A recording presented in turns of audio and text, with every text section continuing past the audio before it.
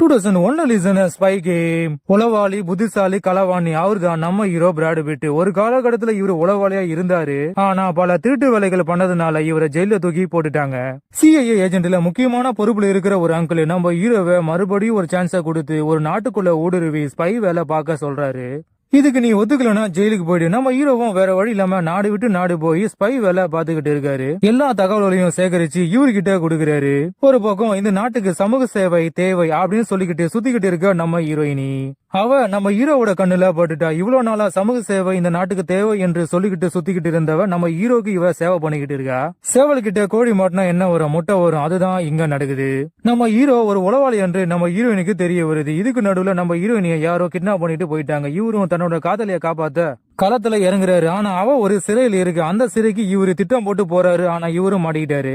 இதுக்கப்புறம் CIA uncle நம்ம ஹீரோவை எப்படி காப்பாத்த போறாரு, நம்ம ஹீரோயினி எப்படி காப்பாத்த போறாருன்னு படத்தை முடிக்கிறாங்க. ஒரு தரமான படம். பார்க்காதவங்க போய் பாருங்க. அல்டிமேட்டா இருக்கு. நம்ம பிராட் பிட் ஒரு சிறைக்குள்ள போவாரு. மறுபடியும் அங்கிருந்து வெளியே வருவாரு. அந்த சீன் எல்லாம் பார்க்கும்போது நமக்கு திக்கு திக்குன்னு இருக்கும். தமிழ் டப்பிங் கேட்கும்படியாகவும் ரசிக்கும்படியாகவும் இருக்கு. அதுக்காகவே இந்த படத்தை பார்க்கலாம். ஒரு ஸ்பை த்ரில்லர் படத்தை எதிர்பார்க்கிறவங்க கண்டிப்பா இந்த படத்தை ட்ரை பண்ணி பார்க்கலாம். Spy game. நான் ஊருக்கு உளவாளி, ஆனால் என் காதலிக்கு நான் களவாணி. 2017 ரிலீஸான ஏலியன் ஆங்கர். ஊரெல்லாம் பொறிக்கிட்டு ஒரு வழி அங்கிளோட வீட்டுக்கு வர நம்ம ஹீரோயினி. அவரோட அங்கிள் இந்த ஊரோட ஷெரீஃப். ஆனா ஒரு நாள் கூட அவரு குற்றவாளியா பிடிச்சதே இல்ல. ஒரு பக்கம் இவருக்கு ஒரு பொண்ணு இருக்கு. அவ கூட படிக்கிற பையன் கூட அப்படி இப்படி இருக்கு. அது ஷெரீஃபுக்கு எரியுது. என் பொண்ணு தப்பு பண்ணிடுவாளோன்னு ஷெரீஃப் கண்காணிக்கிறாரு. ஆனா நம்ம ஹீரோயினி இவரை தடுக்கிறா. ஏன்னா இவளோட டேடியும் ஒரு காலத்துல அப்படிதான் இருந்தாரு. அதனாலதான் இவளுக்கு இன்னும் கல்யாணமே ஆகல. இவளோட வயசு 30. இன்னொரு பக்கம் எங்கிருந்து வந்த ஒரு ஏலியனு காட்டுக்குள்ள மழைக்காக போராடிக்கிட்டு இருந்த ஒரு காதல் ஜோடிய அப்படியே போட்டு தள்ளுது.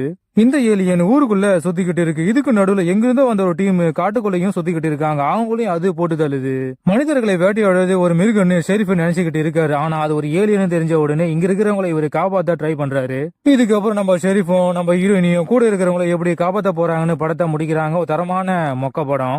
நானும் எத்தனையோ ஏலியனை பார்த்திருக்கேன். அது எல்லாமே பணக்கார ஏலியன். ஆனா முதல் தடவை ஒரு பிச்சைக்கார ஏலியனை இந்த படத்துல போய் பாருங்க.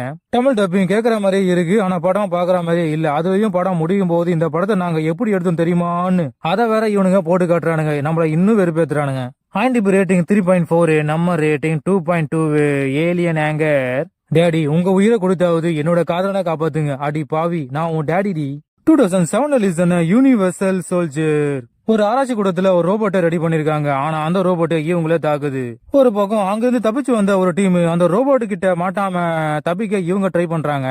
ஒரு காட்டுக்குள்ள மாட்டிக்கிட்டு முடிக்கிறாங்க. தனியா வருபவர்களை அந்த ரோபோட் போட்டு தள்ளுது. இதுக்கப்புறம் உதவாத அந்த டீம் அந்த ரோபோட் கிட்ட இருந்து எப்படி தப்பிக்க போறாங்கன்னு படத்தை முடிக்கிறாங்க. ரோபோட்டை காட்டுங்களா? நான் கேம்ல வர ரோபோட்டை காட்டியிருக்கானுங்க. அதை விட கொடுமை கிராபிக்ஸ் எல்லாம் அல்டிமேட்டா பண்ணிருக்கானுங்க. ஏன்பா இந்த பட்ஜெட்டுக்கு எங்களால இந்த படம் தான் எடுக்க முடியும்? ஏன்டா டே இந்த பட்ஜெட்டுக்கு இந்த படம் ஏன்டா எடுக்கிறீங்க? வேற படம் ஏதாவது எடுக்க வேண்டியதுனடா. அதை விட கொடுமை அந்த ரோபோட் மரத்துக்கு தாவும். அந்த சீன்லாம் பாத்தீங்கன்னா போனையே உடைக்கிற மாதிரி இருக்கும். இவனுங்க கதை, திரைக்கதை, CG ஒர்க் எல்லாத்துலயும் கோட்டை விட்டுட்டானுங்க. ஆனா தமிழ் டப்பிங் கேட்கற மாதிரியே இருக்கு. IMDb rating 1.6. நம்ம ரேட்டிங் 0.6. Universal soldier. இந்த படத்துக்கு ஏன்டா 1.6 ரேட்டிங் கொடுத்தீங்க? 0வே கொடுத்துருக்கலாமே. 2011 ரிலீஸான கோஸ்ட்ரோ. ஒரு ஐலாண்டை பாதுகாக்கும் பாதுகாவலனாகவும் பாதுகாவலியாகவும் இருக்காங்க நம்ம ஹீரோயினி. இவங்க ரெண்டு பேரும் புருஷன் பொண்டாட்டி. ஒரு பக்கம் இவங்களோட பொண்ணு வீட்டுல அடங்காம வெளியே பொறுக்கிக்கிட்டு இருக்கு. அப்போ இவளோட ஃப்ரெண்டு ஒருத்தன் மர்மமான முறையில இறந்து போயிட்டான். நம்ம ஹீரோயினியும் இந்த கேஸ கையில எடுத்துக்கிட்டு களத்துல இறங்குறாங்க. இன்னொரு பக்கம் ஒரு எலக்ட்ரிக் புயல் ஒண்ணு வருது. அது ஏன் வருது, எதுக்கு வருதுன்னே தெரியல.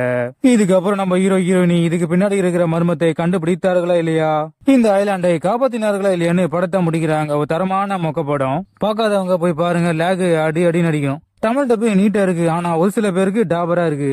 IMDb rating 3.7. நம்ம ரேட்டிங் 1.7. கோஸ்ட்ரோ. இந்த இஸ்லாண்ட் எஸ்டேட் எங்க பாக்குது?